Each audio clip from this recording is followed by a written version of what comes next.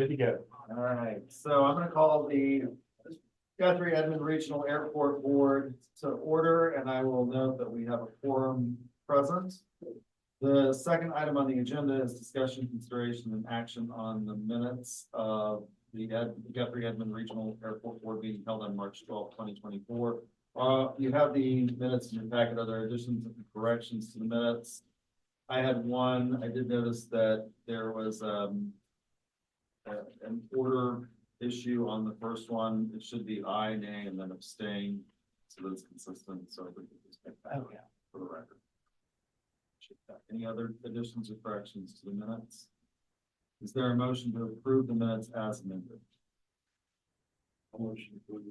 There's been a motion made. Is there a second? Second. There's been a motion made and seconded laid upon the table. If there is no further discussion, hearing no further discussion, all those in favor say aye. Aye. Any opposed? In the opinion of the chair, the ayes have it. Having received the majority of those appointed to the Constitution Board, motion carries. Item number 3 is discussion, consideration, and approval of monthly financials. Again, those were in your packet. Are there any questions about the financials? No? Is there a motion to approve? There's been a motion made. Is there a second? Second. There's been a motion made and seconded laid upon the table. Is there any further discussion? Hearing none, all those in favor, aye. Any opposed? In the opinion of the chair, the ayes have it. Having received the majority of those appointed to the Constitution Board, the motion carries. Item number 4, discussion, consideration, and possible action to approve the troubleshooting and repair of the airport omnidirectional approach lighting system in the amount of $6,500. Mr. Young. Yes, Mr. Chairman. So attached to the board packet is a quote from Flash Technologies in the amount of $6,500 to repair our odal system. The odals lead up to runway 16, as you can see here. These lights have been unserviceable for over a year due to the fact that Wise Electric is unable to make repairs, and we haven't been able to coordinate with them on a date to get their team out here. These odals have been an issue, as I mentioned, for over a year. They provide a high-intensity white light that goes up to the runway. I spoke to a few airports across the state that have odal systems. They're quite an old system, and a lot of airports experience similar repairs. So we're looking to get that approved today, so we can have Flash Technologies come out. They will have to establish the parts determined to make the repair on site, but they will be able to come out. And we'll get Wise Electric, which is our typical airfield electrician, out at the same time, so that we can have airfield staff and Wise Electric all learn from Flash Technologies of what they're going to do with the odors. So, yeah. Are there any questions about item number 4? They give you an estimate or any thoughts about what those parts on site might look like? They weren't able to give me any. I would imagine they given the hefty price coming out. It may run us up quite a bit. However, the excess funds from the truck account was around 10 grand. So that will be used from this. So it won't come out of any other runway maintenance account. So that's a good news. Thank you. Are we dealing with Leader Electric? Who's the electrician on the project, or do you have anybody now? Well, we typically just use Wise Electric every single time we need something, whether it be on our PAPIs or anything like that. Flash Technologies is who Wise Electric themselves identified as who can come out and fix it. There weren't a whole lot of companies to choose from that can work on these sorts of lights. Years ago, we had to replace that circuit that the PAPIs went on, and that was down a lot.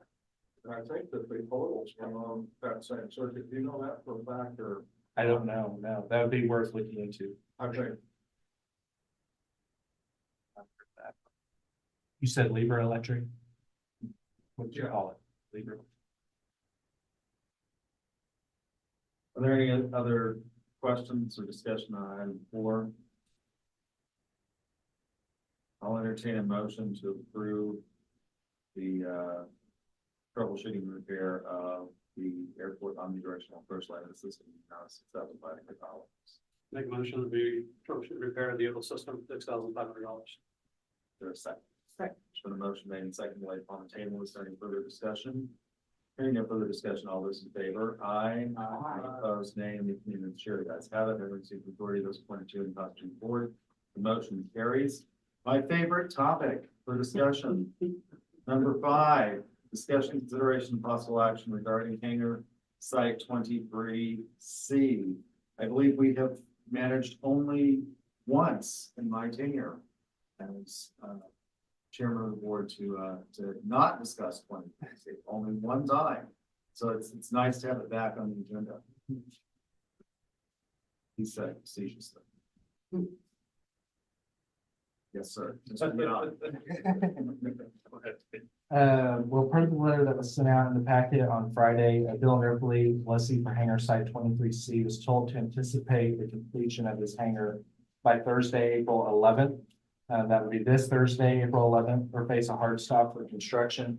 From the most recent photos of Ripley's hangar site and his communication with my office, I don't believe that Mr. Ripley is going to meet that April 11th deadline. His latest update, which I received this morning, is that the roof of the hangar is completed and they're going to be installing trim on the building. Spray foam installation for the wall panels started yesterday and anticipates it will be completed by the end of the week. The liner panel will commence next week and be completed by next week. And the hangar doors can be installed next week as well. The electrician and plumber will be working to wrap up the inside of the hangar over the next 2 to 3 weeks. So that puts the completion of the hangar in Dylan's mind around April 29th to May 3rd. Dylan will finish grading around the hangar building, which will take place this weekend, and sod installation will take place after that. But I do want to update the board specifically on a matter that is of concern. This issue has not been brought up to Mr. Ripley due to the fact that it was discovered Friday afternoon. But Mr. Ripley poured this concrete from his hangar on the south side of his hangar to the taxiway. This was not an approved alteration to his leasehold, and it extends outside the bounds of the ground that he currently leases. While this is entirely unacceptable, of course, and there needs to be consequences, such as, we could either make him tear all the concrete out because it wasn't done in accordance with our standards, or just have him be able to fix it and alter his lease to include it.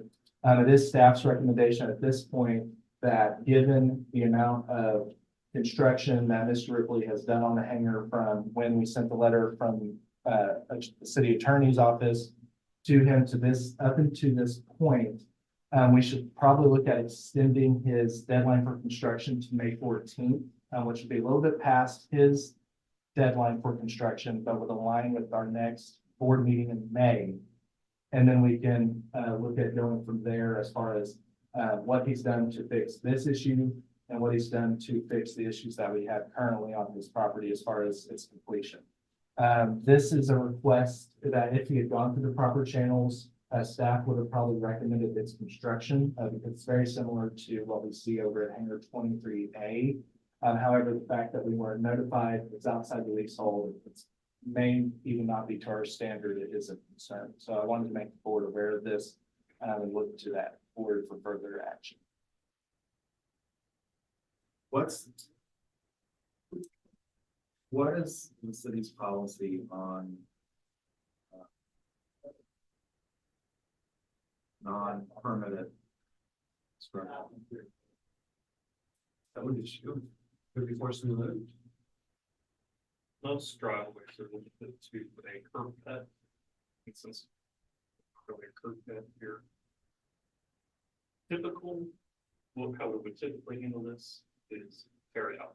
If we didn't inspect it and you approved our property, that without our permission. Boards. It's a non-aeronautical use. Let's see that. That's evident to everybody here, I think. I don't know if staff has a recommendation.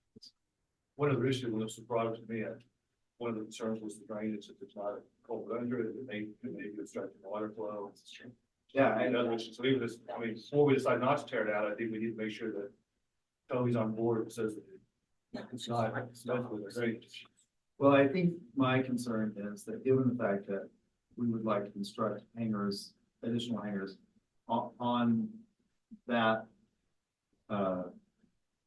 basically drainage basin, which we can't because of the fact that additional concrete has been problematic in terms of the amount of runoff that we see on Vision and the concerns that Public Works has. I am enormously concerned about just pouring more pad where you didn't have any kind of impact assessment from an engineering standpoint on. I'm also not sure that you can just do that. Did he not know that? With the FAA, I, Well, he should know he didn't have the leasehold. That's what I was thinking, he should know that. We have permission to. One other frustration is through all the conversations, and you said this has been on the agenda every time but once that you've been chairman. This individual has never stood in front of this board to answer a question, have an explanation, was advised pretty strenuously, I believe, to be here today, couldn't be here today. Communication, in my humble opinion, go a long ways to raising some of these issues, we don't have it. I have a question. Is that entryway part of the original design? So The garage door itself? this is what I have in terms of original design. You can see here that, you know, his leasehold extends was at 7.5 feet outside of his hangar. But I mean, we, in our discussions and his discussions with me, it is obviously just gonna hangar door on the outside there. On your drawing, that garage door that we see is on the bottom But yes, left corner, is that correct? yes, sir. Right there. Which clearly isn't. I think that given the fact that he's made significant progress to complete the building, I think that's a good sign. But I think it's terrible that he's constructing stuff that isn't planned and that was outside his lease and wasn't discussed or agreed upon. So I'm inclined to make him take the driveway out. It's my thought. That's an expensive thing. It's clearly a non-airport use.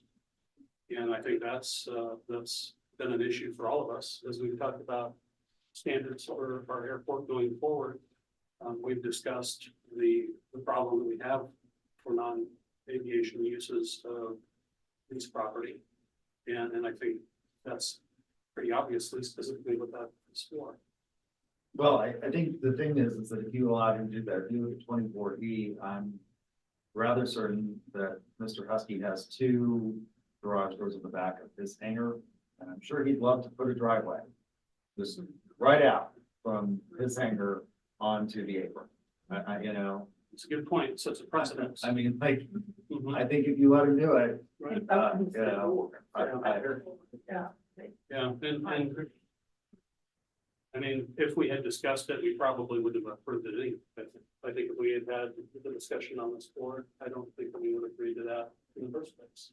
So now, Probably why he didn't say anything. well, because he's operating under the theory that it's easier to ask for Yeah. forgiveness than. But the water drainage issue. is a specific issue. Yeah.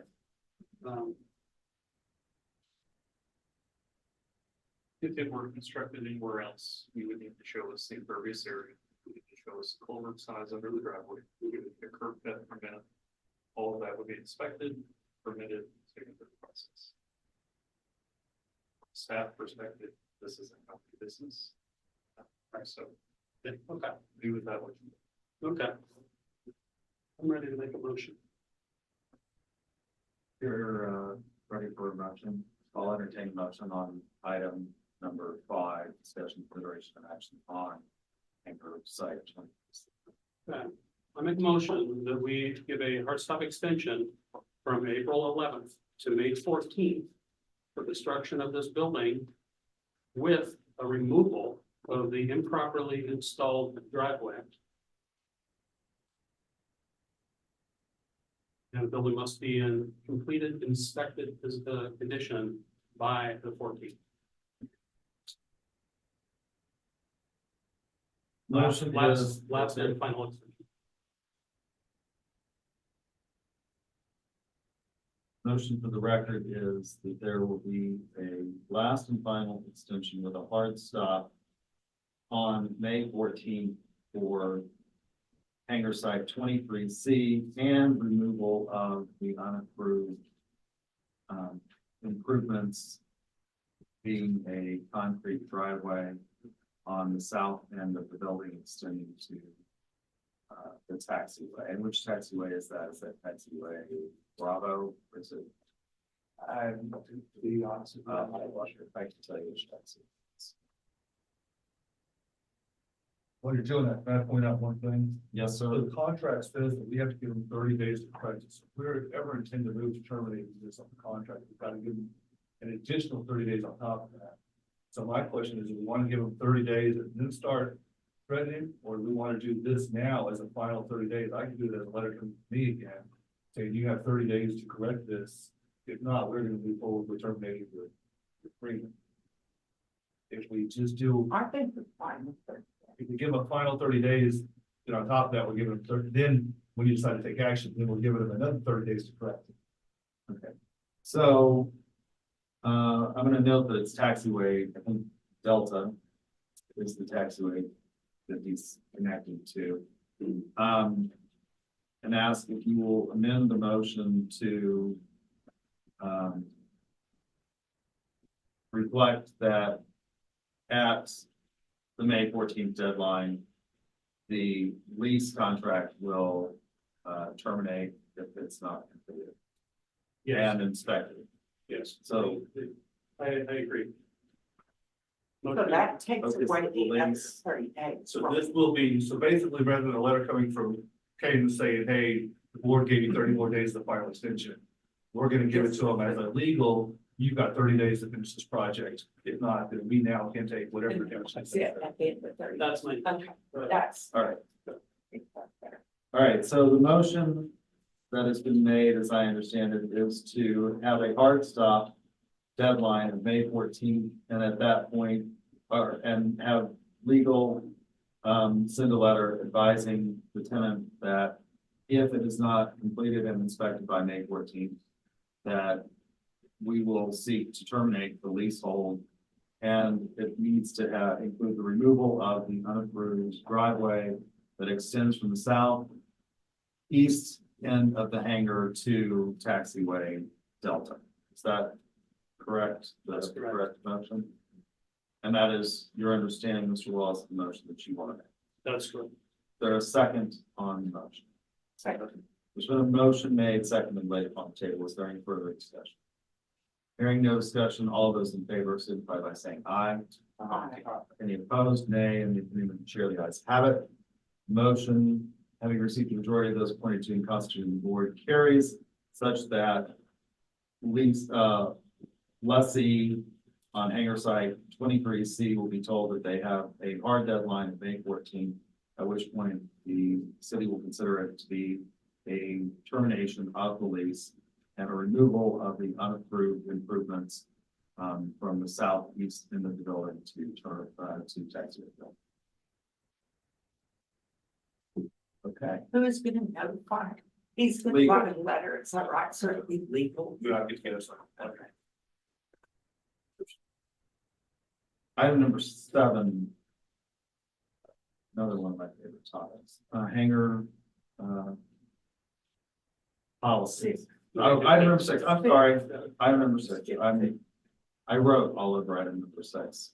So it's a motion now for the record. Quarterly update regarding airport fuel sales. Director. yes, I would like to start doing a quarterly fuel report for the airport. I did want to start with a quick recap of our fuel farm. And then get you to my fancy screen here. We have 3 tanks currently on the airfield. There's a 100 low lead avgas tank or self-serve tank that the city owns, and that's capacity is 10,000 gallons. There's a Jet A tank, which capacity is 8,000 gallons, and then a 100 low lead avgas tank, which capacity of 8,000 gallons, which is currently not in use. The fuel flowage fee collections at this airport are 10 cents per gallon on all aviation fuel dispensed at the airport upon delivery. An additional 10 cents per gallon on all self-serve avgas fuel sold. And then once Cloud9 Fuel installs a new Jet A tank, the fuel system approved by the airport department of engineering, the jet fuel flowage fee will continue to be 10 cents up to 50,000 gallons annually, which historically has not been something that we've seen at this airport. So that means on the 50,001 gallon, the fuel flowage fee collection on Jet A fuel will become 7 cents per gallon. So I just wanted to give a recap on that before we get too far into the weeds here. Are there any questions? On evaluating fuel flowage fee performance, there are some nuances in how things have been done in the past compared to how they are today. So for example, on Jet A fuel, Crabtree took the fuel flowage fee on point of sale, as well as on the self-serve, but on the 100 low lead purely, it was at point of delivery. And then compared to Cloud9, we have point of delivery for Jet A fuel and 100 low lead, and then self-serve fuel is still point of sale. You might ask me, Caden, why does that matter? The fuel's going to come in, it's going to come out. Collecting it at delivery is oftentimes more efficient. It means the airport, doesn't, we can collect our fuel flowage fee, which can be considered almost a fuel tax for dispensing fuel on the airport, if you will. We can collect that just right up front, and we don't have to worry about the sales aspect at all. So I did want to talk about that, and you'll see whenever I get to, and I only did a few charts and graphs and such. You'll see why I'm not able to truly compare a lot from this year so far to previous years, because Crabtree would only give us the information that was needed to get the fuel flowage fee information at the time. So due to these differences here, I'm not able to directly compare a lot of the time. But starting with, the Zoom is taking off my title there. But let's see.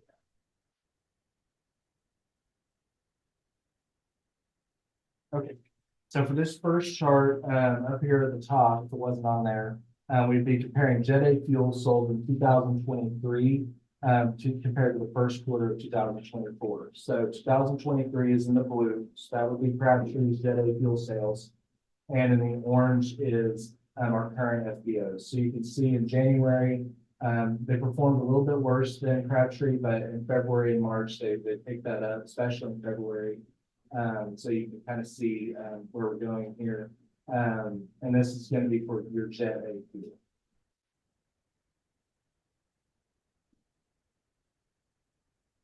This is going to be for self-serve 100 low lead. I can't do 100 low lead against each other because of the differences in the delivery of taking the fuel flowage fee at point of delivery versus point of sale. But this is 100 low lead self-serve, same thing. In the blue is Crabtree, and in the orange is the new FBO. Very similar to Jet A. You can see there was, in their very first month of operation, they were a little behind Crabtree, but they came back in February and March to do better. So. And then this final chart shows Jet A in gray, and orange is 100 low lead. And this is going to be, this is going to be over time from 2015 to 2023. You can see that the Jet A, we've never really gotten above that 50,000 mark, which is when the fuel flowage fee will go from 10 cents per gallon to 7 cents per gallon. You can see avgas, this is on delivery. So these aren't directly comparable. This wouldn't be Jet A versus 100 low lead in sales. It would be just Jet A in sales and 100 low lead in delivery, which I know that, could I make it more complicated? Probably not. That's how we went ahead and done it. I did want to say that in 2023, we sold 44,655 gallons of Jet A fuel. So far this year, we've sold 16 gallons short of 15,000 gallons. So I would say keep up the great work to Apex Executive Jet Center and their team. Their numbers look pretty strong in this first quarter. So good job. Great. Good job. All right. That's all I have. Thank you. You guys, I would love to elaborate a little bit on that for sure. So, thank you guys. Yeah, we've had a great first quarter. January was lower for a couple of reasons. We opened January 3rd, so we didn't have a full month. Secondly, we had the horrible weather in January, about a week of literally no volume. February, March, and even the first 8 days of April are skyrocketing. Just to give you some real numbers, and it's hard because we give you full reports from software. We exactly do what Katie said. We pay you on delivery for our fuel. So we bought 38,200 gallons of fuel in the first 84 days. You guys purchased 106,000 gallons last year, according to Glenn, in total. We're on a pace for 165,000 with no continued growth. If you just take day over day average, our goal year one has always been to double last year's fuel volume, and we're gonna get there. So we're gonna do over 200,000. Probably 2.25 is our ultimate goal year one. That'll be a 100% jump from the prior year. 38.2 we bought clearly identifies that and that rate that our growth is on. We have 2 big contracts out that'll absolutely take that growth up in the latter part of the year. We sent out a contract to Wheels Up that we should get an answer for quickly. That's for 40,000 gallons, which is not a huge dollar volume to us, but it's growth and volume and landings and all the stuff we want. And then JNOS Flight School opens July 1 with 4 SR-20s hangared over here at Hangar 2, and they have a 40,000 annual volume. They have signed a lease and are slated to be here July 1. It's kind of an elevated flight school. We're super excited about that. Where is it gonna be? We're gonna hang them in 2 over here. Okay. They're gonna take the lower office and the entire lower level behind the lobby as an office. And we signed a $2,900 monthly lease with them for the 4 aircrafts. And just, we've got them on a 1-year lease with a 1-year option. They are the group that's going to hopefully open the FBO at Will Rogers next year. But their ultimate goal is to leave their flight school here because of the ease to train students, the ease to get in and out of this airport. So our long-term goal is to keep them, and it's an incredible way to learn to fly. It's elevated, it's a little more expensive, obviously, but we'll have them and then obviously Blue Skies also. Yes. Fuel system update, and on the new jet fuel system that Katie spoke about, we have a $283,000 contract innovative. We have funded the first 171,000. The first was a positive 35. The $140,000 check fair wire went out last week for the components that are about a 12 to 16 week lead time. We are looking at a mid-July install of that new jet system. Super excited about that. We did do some maintenance to the system out here because it wasn't up to stuff, and so we just wanted to do some things. But and then other than that, I reached out to multiple lieutenants who signed 9 new leases, people that weren't hangared here on January 3rd that are now hangared. At Guthrie came from Wiley Post, Kingfisher, etc., Stillwater. And I reach out to those people on a monthly basis. How are we doing? What can we do better? The feedback about Justin and his team has been phenomenal. So super excited about our month-over-month growth and growth and what we can do and what good weather looks like too when we hit it in stride. Good job. Thanks, Steve. Thank you, Bob. All right, there's no action needed on item number 6. Thank you for the information item. Item number 7, information item update on policies pertaining to the aeronautical use of airport hangars. My second. Have you all your favorite topics today? Multiple favorite topics. So I won't sit here about maybe 9-10 months on the job and tell you that I've read through all over, I think we have over 40 leases here out at our airport. And we know that there are some hangars that are having some issues complying with aeronautical use. We know that the FAA policy on non-aeronautical use of hangars is something that we can use to have those conversations with the hangar owners and tenants about what's going on there. But when we look at, what we want to see at our airport, I looked at all the leases and a lot of them are very different. Some were written 30 years ago, some were written 5 years ago, and they all have varying differences. So I wanted to kind of show the board what we're going to face when it comes to making sure that everyone at this airport is held to the same standards, no matter what year they sign the lease agreement. So this is just an example of lease A, what I'm going to call lease A and lease B. I didn't want to use a real hangar lease. But for example, we have one lease that might cover its exact hangar size. One might be on a lot. One might require the hangar owner to repaint the hangar at the city's discretion every 10 years. Other leases don't have language like that. Some leases require that an airport maintenance, mows around the hangar. Some we don't have that. And then others, might be responsible for sign installation, different sublease agreement requirements. Definitely, we have one lease out here that was signed about 30 years ago that's 40 years long. One that's 50 years long. And of course, today we've seen a gradual shortening of that. So as far as methods of compliance goes, we do have minimum standards, which is where you're first going to look to. Those were updated in 2022 by my predecessor. Now that's going to regulate your commercial aeronautical activities at your airport.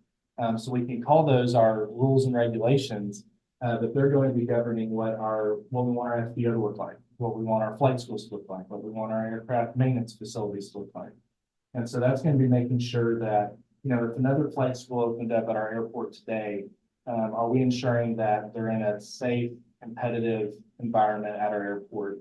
So we're not having, businesses offering something that, could be unsafe, or they're doing a practice that keeps others not competitive. So we want to hold them all to the same standard. But as far as private hangars go, we don't have any written rules and regulations that govern that. If I were to go to a hangar owner and I was going to do a hangar inspection and there was something unsafe, I could go back to the lease agreement, but like I mentioned before, all the lease agreements are different. So I would like to create rules and regs for the airport. A lot of it is kind of found in our minimum standards. A lot of it is found in our lease agreements. It's something that's pulled out standard. I know I've talked a long time about doing something like this, and it's taken me a while just to get familiar with the different leases that we have here. But I think that this is something that could help our airport. This would be something as far as, vehicle requirements. Just last week, I had a gentleman parked on our taxiway. He was just wanting to look at aircraft. He thought it was a cool place to come park and look at planes fly. Of course, that's a no-no. But I don't have something written down, that says this is our authority, and you shouldn't be out here. So some rules and regulations. How did he get on the field? His buddy is a pilot and gave him the code to get in out there. So. Well, with our security theater, I just wondered if he drove around. He probably could have done that.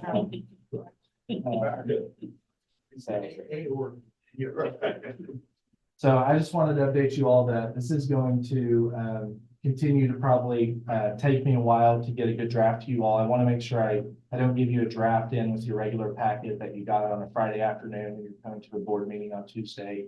I want you all to have ample time to review it. This is something that, my previous airport I came from, we didn't have written rules or regulations either. So it's something that a lot of airports need. And I'll definitely be relying on the experience of others to make sure we craft something that's good for our airport and something that we can enforce to have a hopefully a safer and more efficient environment out here. So that's all I have. Right, thank you. Are there any questions regarding the policies on aeronautical lease or airport hangar? Do we have a standard lease that you're using now, Kaden? We do have a standard lease. It probably could use some updating. When was it last updated, do you know? It was probably prior to the corporate hangar development area, roughly 10 years ago. That was last updated. The FAA doesn't like to give. I just recently came back from the FAA conference last month, I believe. And, the FAA likes to tell you when you're doing something wrong. They don't like to give you guidance to tell you how to do it right. And so they gave us some tips and tricks that other airports are doing, and I hope to look to other airports and their lease agreements to see, what are they doing. So, Did you have a question? Yeah, I was just curious, so, and I love that you're looking into this. We've got 140 plus base tenants here, right? And we look at the tail numbers and the amount of traffic, and we have less than 20 that fly regularly. So that means there's 120 tenants here that are either absent, not flying, haven't flown since January 3rd, or vacant or the ghost out of their hangar. Is there a requirement at some level where the tenants of this airport actually do use the airport? Is there some minimum use at certain other airports? And I don't know, so I'm asking. I don't believe there's any minimum use. It's only that they have a, registered FAA tail number and an operable aircraft in a hangar. I've seen some airports, they reevaluate, I don't think of that. So, like this lease where it's, lease might be, these are actually supposed to be different. That's messed up on my part, but where a lease is 30 years, with 2 5-year options, they more heavily reevaluate those renewal periods. They think, what are they really significantly giving to our airport that justifies a renewal at this point? That comes into what do we want our airport to look like? We're about to go, we're acquiring all this land over here. We're gonna have to decide what we're gonna do with it. Do we want hangars in there that are just like how we have now, where it might just be a pilot that's going in and out, maybe a few times a year? Or do we want to attract an aviation, business that's going to be providing more jet traffic, more operations, and that just contributes directly to our fuel sales as well with our fuel fluid fee collections.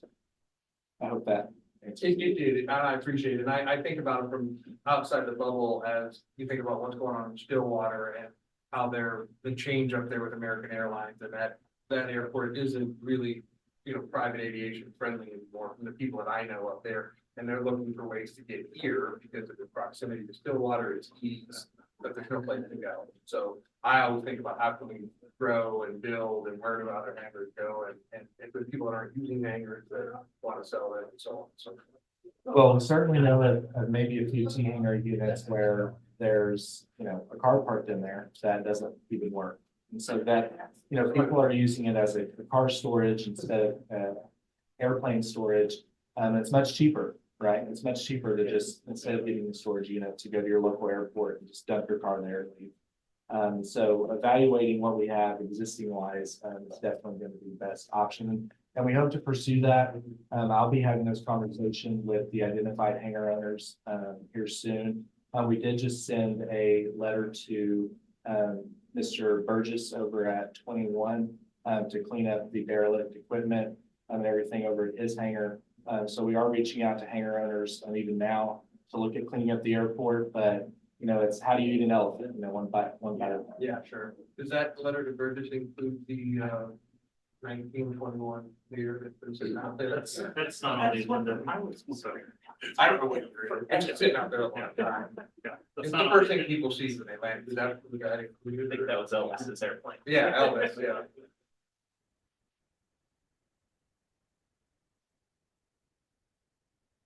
That was all I had. That's all you No have? more questions. All right, item number 8, informational item, airport directions report.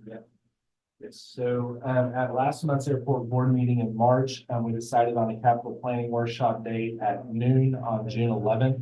Airport staff is currently working on putting together the presentation for that meeting. I highly encourage you to reach out to me with any capital project ideas that you'd like to see. Of course, we have what's on our CIP. I just know that we've talked about many other projects that are not on our CIP currently.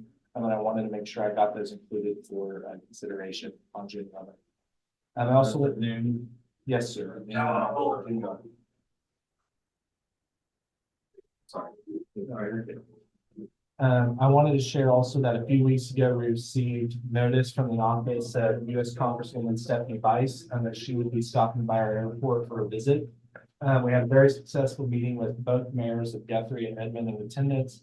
We were able to showcase the economic impact of the airport, and we were excited to welcome her and her team to our facility that afternoon. It was a very great discussion, and of course, she's been responsible for helping push our terminal funding through the House. So that's huge for us. Last week, I submitted a grant to the Oklahoma Department of Aerospace and Aeronautics to get funding for a summer flight program. I want to thank in particular board member Golightly for meeting with me about restarting the successful program. The summer program will be held in this conference room on August 9th for students ages 8 to 12. We will start accepting applications as we get closer to the end of the school year. We will also be including a registration fee, which we did historically to help cover the charges that the grant might not cover. But, you know, before COVID, that program seemed to be all over the place. Ardmore's Airport still hosts a week-long summer education program, but it's in partnership with their local, their local Meridian. So that might be something we might want to look at in the future, is partnering with Meridian, looking for sponsorships to be able to put on like they have here. But of course, we will be accepting 20 students soon, and so we'll look at their interests and try to gauge, you know, if we can grow the program from there. The airport currently has just one other full-time staff member besides myself. He is about to celebrate his 1 year of work here at the airport on April 24th. Tomorrow we have interviews for 4 applicants for a part-time seasonal maintenance position. So that'll be a huge help. On a week like this week, our current maintenance employee, Shane Hampton, is on military leave for the next 2 weeks. So if you do hear any complaints about, I'll say grass management around the airport, just know that we are working on it. It's currently just myself making sure that our airfield's good and, you know, everything administrative tasks are taken care of. So this part-time seasonal maintenance position is going to be huge for us as well. At the last airport board meeting, I brought up the dim happy light on station number 2 off runway 34. Wise Electric is going to be coming out here. They're currently tied up on a big airfield project, but there's also a misaligned filter on one of the PAPIs on 1/6. And so we'll be taking care of both of those. And of course, as I mentioned with the ODL action item, they'll be examining the ODLs as well and just helping us hopefully get this airfield up to shape with our PAPIs recently have been having some issues. Preparations are already underway for the upcoming summer fly-in. We're looking at introducing sponsorship levels to generate more interest and raise more donations. We loved hosting not only the Aero Day fly-in for the Legislative Aero Caucus this past summer, as well as Glenn's retirement party, I believe back in December. But all of those airport events come from our airport donations fund. And that's completely 100% sponsored donations. So since those were 2 events that we don't typically host annually, we're at a lower amount than we typically are around this time of the year going into our summer fly-in. So I just ask if any of you know someone that would be interested in sponsoring the event, partnering for the event, please let me know. That's something where I can 100% guarantee that the sponsorships go a long way in ensuring the success of it. I wanted to mention as well that I'd be out of office from April 15th to the 17th. I'll be attending the Oklahoma Airport Operators Association Conference with other airport managers, industry professionals. I'll still be reachable by cell. Myself, along with the Guthrie City Manager, attended the Gera, Oklahoma Aviation Aerospace Defense Awareness Day, the Oklahoma State Capitol. They needed to make sure everybody was included. Yeah. The event was a great opportunity to support aviation in the state of Oklahoma and meet with some state legislators, excuse me.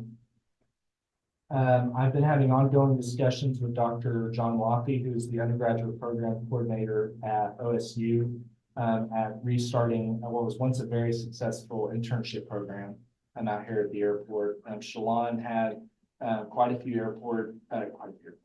interns in her time, and they were great for helping her with the administrative tasks around the airport, of which there are many extra tasks that we could be doing. And so that would give them the opportunity to earn course credit through Oklahoma State. I have to get both, right? I got to get OSU for the intern and sooner OU for the flight attendant license. Can't be too partial there. Edmond board member Tom Robbins resigned his position from the board due to time conflicts. I wanted to thank him for his service. The Edmond City Council will be considering a new applicant who is joining us today, Walt Strong. He brings 19 years of experience at OUN, Max Westheimer's airport. I'm serving as their airport manager. So I wanted to update the board on the status of that. And lastly, with your materials, I've included our airport newsletter. Please get with me to subscribe if you haven't already. Quite a few already have. I was actually surprised by the amount of people that just reached out randomly with interest. It's a great way to keep updated on our airport. But thank you for listening to my lengthy airport director's report, and I'll conclude it there. Good job. Thank you, sir. Yes. Item number 9, requests and comments from members of the airport board, Dr. Gera. I am really liking the new equipment, the big screen and PowerPoint that you put up with charts and all of the visuals for us. I really like that you've done that. I appreciate that. And really super excited with the news about the flight camp for the kids. Just really happy that.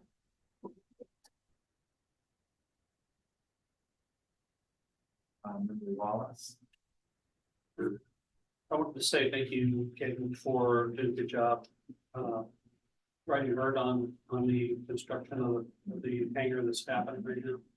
And also for moving forward with our project to set some standards and for us to actually see what policies in the future are looking forward to which can look there. Thank you for your help. Councilman Williams. I'm excited about the fuel cells going up exponentially. It was good. I appreciate you bringing it professionally. It really makes things look good. Thank you. Vice Chairman Guy. No, that's ready to start. Okay. I just want to take the opportunity to thank Congresswoman Vice for all of her support of the airport and the direction that we're moving in. It's, I think, going to be enormously positive. I did notice that Max Westheimer managed to get $36 million in funding, undeserved funding, but steal some of their funding for our airport. I had an opportunity to fly over to Cushing, and I think that the other day, our airport has, done amazing in terms of where we have come. And I talked to their director and met with them and was, asked about some of the growing pains that they're experiencing on that airport.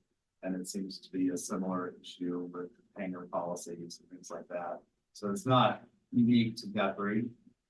So I think that's, positive that we're not the only ones that are experiencing these kinds of things. I believe this weekend is the Lions Stillwater. If anybody can attend, obviously, those are not zero-sum games, and that we show support and end up over there and talk to those people. They generally will send people to our clients and things like that. The industry is generally quite friendly, going to reciprocate in those kinds of things. So if you have the opportunity to go to Stillwater, I encourage you to do that as well. And I think that was all that I have for this month. So with that, we come to item number 10, which is adjournment. Is there a motion to adjourn? You all want to stay here? A motion. A motion. I mean, I'm happy to talk. I'm paid to talk for a living. So there's been a motion to adjourn. Is there a second? There's been a motion made and placed on the table. There is no discussion on the motion to adjourn. All those in favor, aye. Aye. Any opposed, nay. And the opinion of the chair, guys. How the heck is the motion carries.